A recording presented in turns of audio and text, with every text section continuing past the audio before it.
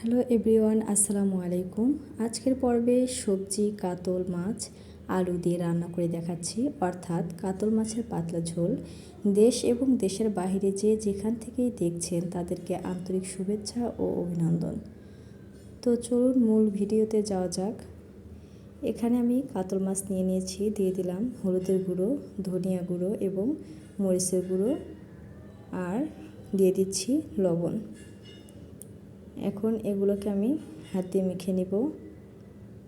তো মেখে নেওয়া হয়ে গেছে। এখন একটা প্যানে চলে গেলাম, তো দিয়ে দিচ্ছি তেল। হালকা গরম হয়ে আসলে দিয়ে দেব মাছ। একে একে সব মাছ দিয়ে দিলাম। হালকা ব্রাউন কালার হয়ে আসলে এটাকে এক সাইডে তুলে রেখে দিব। এখানে দিয়ে দিয়েছি একটা পাতিল, আর দিয়ে দিব পরিমাণ মতো তেল। এখন দিয়ে দিব পেঁয়াজ কুচি,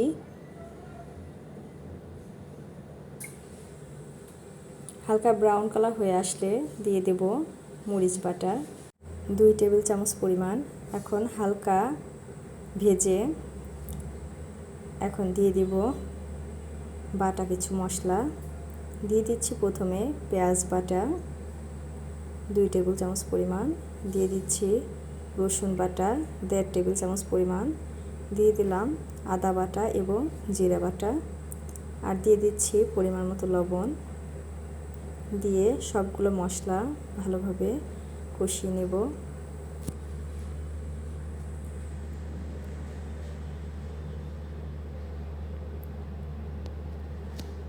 হালকা ভাজা ভাজা করে নিলে এখন দিয়ে দিব মরিচের গুঁড়ো, দিয়ে দেব ধনিয়া গুঁড়ো, দিয়ে দিচ্ছি হলুদ গুঁড়ো, দিয়ে আবারও ভালোভাবে সবগুলো উপকরণ মিশিয়ে নেব। এ পর্যায়ে কিছুটা পানি অ্যাড করে আমি কষাতে দিয়েছিলাম। তো দেখতেই পাচ্ছেন মশলা থেকে তেল ছেড়ে দিয়েছে। এ পর্যায়ে আমি সবজিগুলো দিয়ে দিব, দিয়ে ভালোভাবে মশলার সাথে কষিয়ে নেব। দিয়ে দিলাম ঢাকনা। তো এ পর্যায়ে দেখতেই পাচ্ছেন এই মশলাতেই খুব ভালোভাবে কষানো হয়ে গেছে। আমি এইভাবে 5-6 মিনিট কষিয়ে নিয়েছি। বেশি কষানো যাবে না, তাহলে বেগুনগুলো গলে গেলে ভালো লাগবে না। তো এ পর্যায়ে কষানো হয়ে গেছে। এখন দিয়ে দিচ্ছি পরিমাণ মতো পানি, দিয়ে ভালোভাবে নাড়াচাড়া করে পানির সাথে সবজিগুলো মিশিয়ে এখন ঢাকনাতে ঢেকে দিব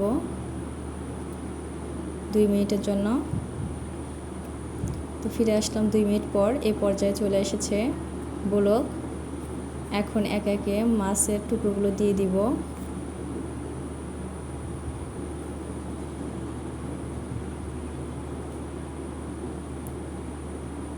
তো সবগুলো দেওয়া হয়ে গেলে এখন আমি আলতো হাতে নাড়াচাড়া করে দিব।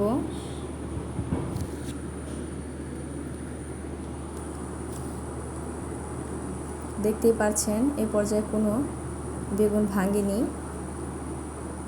তো এখন ঢাকনা দিয়ে ঢেকে দিব। তো 2 মিনিট পরে ফিরে আসলাম। এখন আমি দিয়ে দেব কেটে রাখা টমেটো,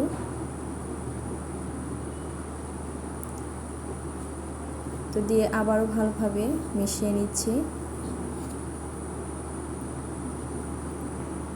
দিয়ে আবারও ঢাকনা দিয়ে ঢেকে দিলাম। ফিরে আসলাম 5 মিনিট পর। তো এই পর্যায়ে দেখতেই পাচ্ছেন ঝোল অনেকটা শুকিয়ে গেছে। এখন দিয়ে দিলাম ধনিয়া পাতা,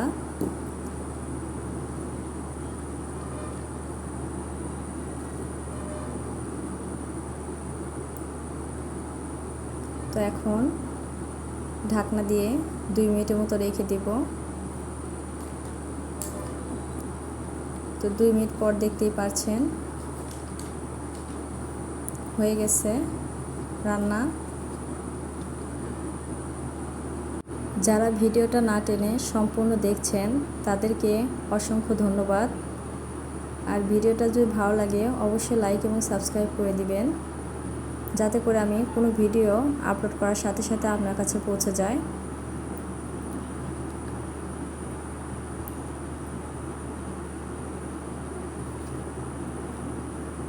তো এখন পরিবেশন করে নিয়েছি, দেখতেই পাচ্ছেন কতটুকু লোভনীয় হয়েছে।